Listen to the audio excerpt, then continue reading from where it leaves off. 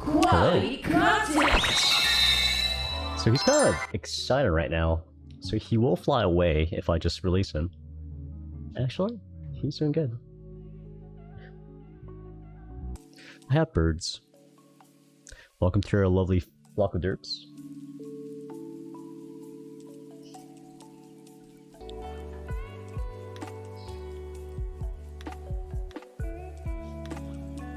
God, look at his colors.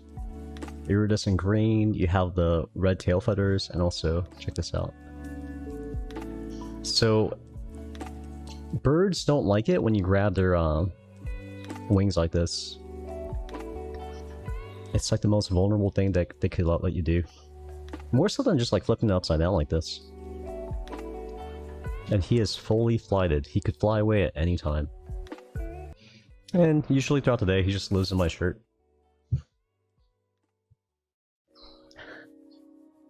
He will fly away at some point. I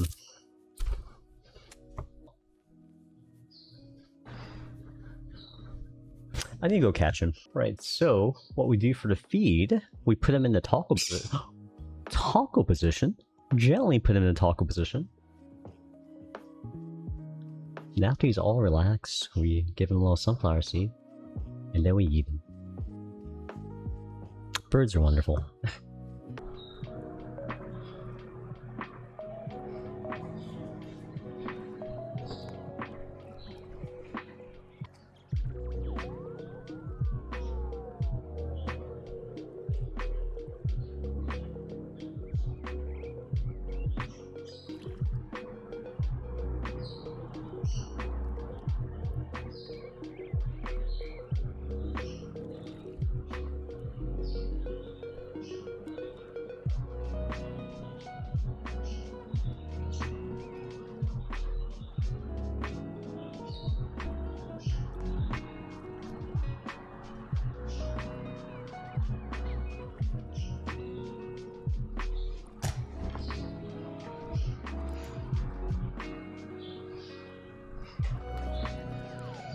When you stare into a bird, it stares back at you. Let's see if he's calmed down a bit. Ooh, that's way too bright. My favorite thing to do is just show the blue feathers. So you see those blue feathers? Those are the longest feathers, and they're responsible for generating lift. If you cut those off, he won't be able to fly up. He'll be able to glide, but he can't gain elevation. So those are, so if you ever see this bird at a pet store, they're always missing those beautiful, beautiful blue feathers. Like that's the magical ones. And look how beautiful it is.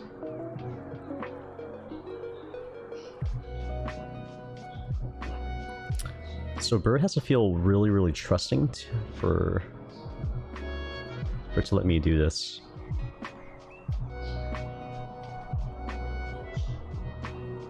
Try doing this with any bird, and they'll freak out.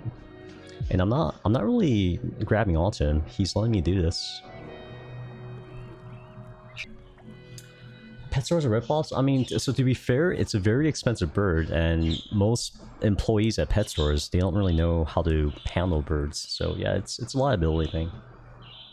He's flying around in circles right now. There was some guy who was... Okay, so this guy, he was printing a full-size T-Rex. What? No, we're talking about, like... Not this guy, but basically, he...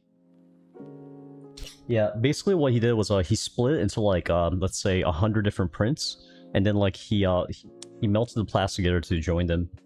So you could print whatever fits on your bed, and then you could like join it afterwards, like glue it together and stuff. So this is like a whole like subspecialty of 3D printing. And then who's that cosplayer? Not Lily Pichu. Oh my god. Offline TV. There's one that cosplays. Quality content. Nine-tailed fox. A cosplay 3D print. What am I thinking of? Stella. Stella Chu cosplay 3D print. Check this out, chat. Are you ready for this? Are you ready for how amazing this is? But yeah, this is 3D printed. Again, this is PETG, and it's from like multiple parts. Logic. If I wanted a phone case, yes, I would print it. But I always like I never put phone protectors on my phones. I just like using it naked like this. So this is the only phone I've ever kept on dropping, and yeah, it's survived. I like things being very, very lightweight. Check this out, chat. Check this out. This is the wallet I've had for... How many years has it been? Since 2005. 15 years, okay? This is the wallet I've been using for 15 years. Look how thin it is. Here's a phone. So, at the time, this was the only company that was making these wallets. The only company. This was before, like, this was a thing. Now you can find plenty of these on Amazon. Tinker, this is the Koyono, yeah, Koyono wallet. They've actually went out of business. So this is one of the sad things about consumerism. Okay, this is one of like the saddest things about consumerism. Why is it, Fluffy? I want you to think about this. Why is it that whenever you buy something, it breaks eventually? Like, I first learned about this. So let's say you own a machine shop and you want a vice. Okay, this is going to be really random, but it's relevant. Screen bottom. Screen bottom. So this thing, okay, the best vices, they're made like in the 60s, 1960s. Like, they last forever, they're properly made, and they're not like this made in China stuff. The vices now, the ones made in China, it's like $20, $30, and they will break. Like, you drop it and it will shatter. Versus like, if you get one that's like made in like America back in like 1950s, 1960s, it might be rusty, but after you clean it up, it will last you your lifetime. So here's the thing. So how does this relate to this wallet? Camera 1. Camera 1. This wallet I've had for 15 years. 15 years, okay? Every single day I use it. I don't have another wallet. I use this every single day.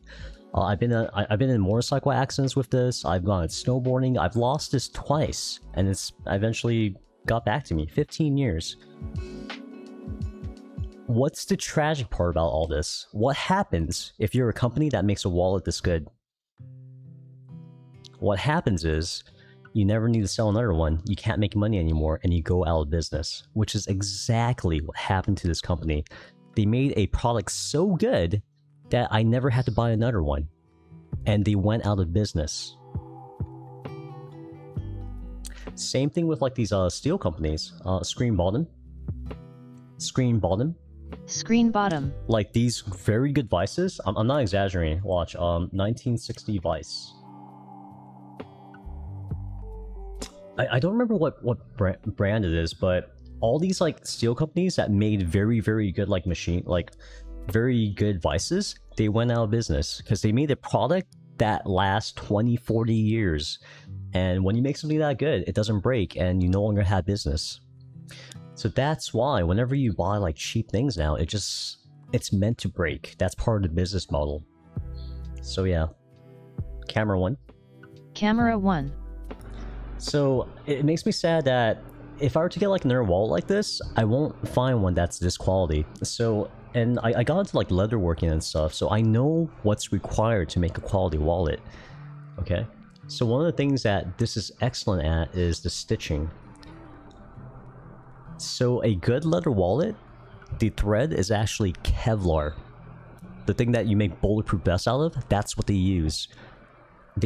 Now these cheaper wallets that you get these days, it's gonna be like some like cotton or polyester that's gonna fray easily.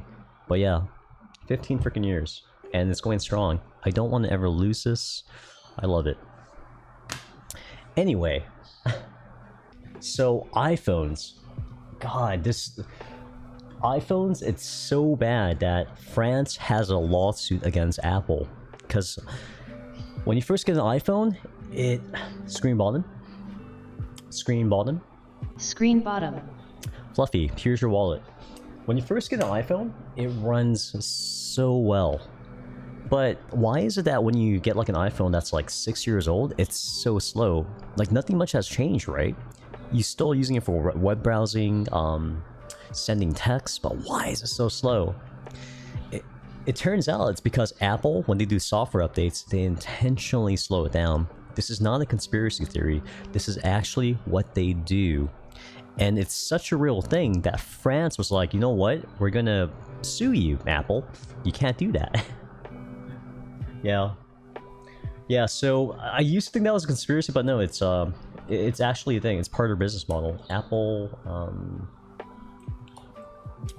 planned obsolescence.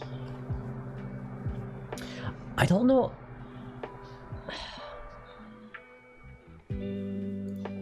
Yeah. This is actually a thing. And at the same time, Apple makes some wonderful phones. Like, hardware-wise, you just can't... It's just amazing. It's a freaking work of art. Camera 1? Camera 1. So I used to work on touch devices at Microsoft.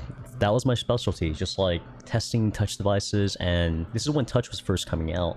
So I'm very, very, very like perceptive on the differences between touch quality. And Apple's like 1,000 times, like not 1,000, like 10 times better than like any Android phone when it comes to touch. They have a tune, so it just, I don't know, it feels like the glass is not there. This is my work phone. That's why I have an iPhone. Otherwise, I'm still using my Note 9 from like I got from PUBG.